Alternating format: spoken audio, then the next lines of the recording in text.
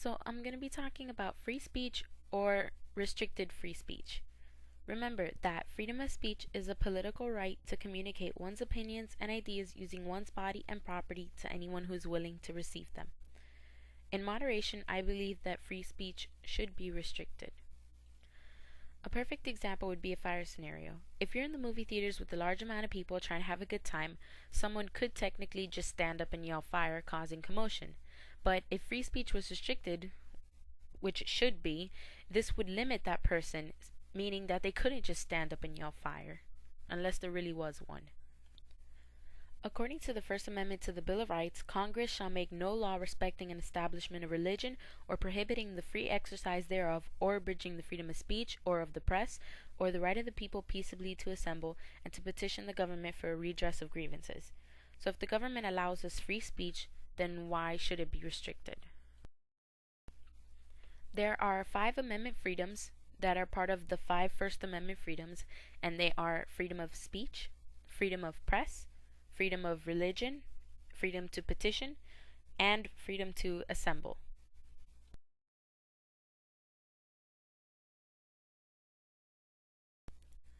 The Freedom of Speech Amendment says that people have the right to speak freely without government interference. So if you wish to say that you didn't like that president, or I wish that the government would do this instead of this, then that is your right. It is your right to speak freely of the actions that are happening.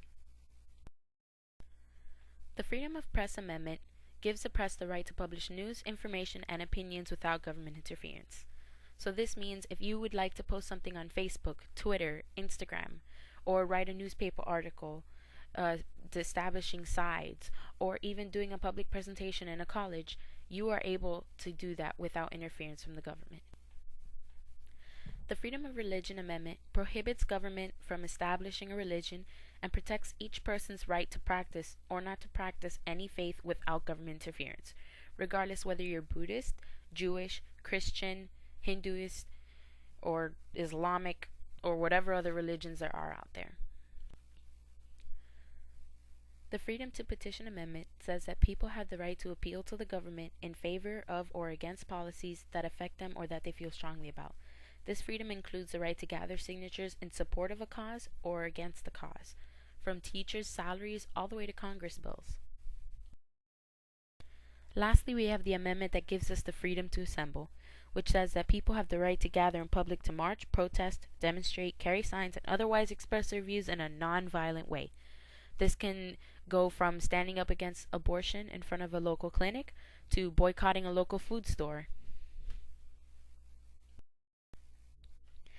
I believe that free speech should only be restricted when being used to harm other people or in jeopardizing the safety of other citizens. Remember that free speech doesn't mean that you can say whatever you want whenever you want, but in reality, it's only the right to express your opinion. And sometimes, let's face it, there should be limits on what can be expressed.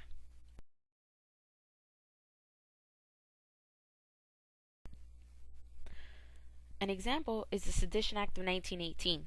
The United States Congress passed this act at the beginning of World War I. This is when the United States government just wanted to keep citizens in check when they acted upon their rights, especially speech and expression of opinion.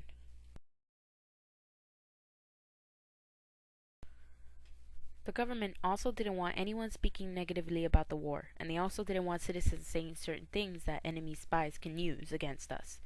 The government prohibited the use of words like disloyal, profane, scurrilous, or any kind of abusive language. So you couldn't say things like, the government is corrupted, or the army isn't doing their job. That was a big no-no. Let's add to the list. The government also didn't want the American citizens giving out information that could jeopardize the outcome of the war.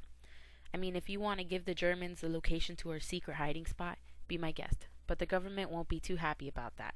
So according to the Sedition Act, whoever, when the United States is at war, conveys false reports or false statements, promotes the success of the enemies during the war, shall willfully cause insubordination, disloyalty, mutiny, or refusal of duty in the military or naval force of the United States, or shall willfully obstruct the recruiting or enlistment of services in the United States, shall be punished by a fine of not more than $10,000 or the imprisonment for not more than 20 years or both. Let's just say that a lot of people were arrested during the time the Sedition Act was passed and during World War I. One of the most common phrases around the time of World War I was a clear and present danger. What that meant was those found guilty of overstepping their boundaries of free speech showed a clear and present danger to the United States government. So when you hear that the enemy is listening, just note that the government's also listening. To you, of course. So once again I ask, is it ever right for the government to restrict freedom of speech?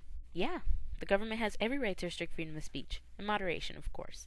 Like I said earlier, freedom of speech doesn't mean that you can say whatever you want whenever you want, but only gives you the right to express your opinion.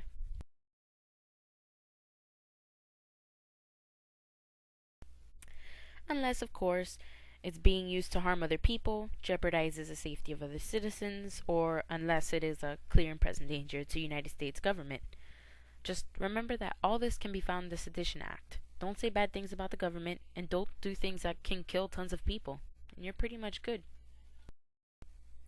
So after everything that I've said, do you still believe that free speech should be restricted in moderation, or do you believe that free speech should be expressed without restriction whatsoever? That means you can say whatever you want whenever you want, even if it harms other people, even if it causes commotions, or even if it tells our enemy exactly what we're doing and what we're gonna do. As I leave you thinking about everything I just said, I just want to close with a quote by Benjamin Franklin that says, "They who would give up an essential liberty for temporary security deserve neither liberty or security."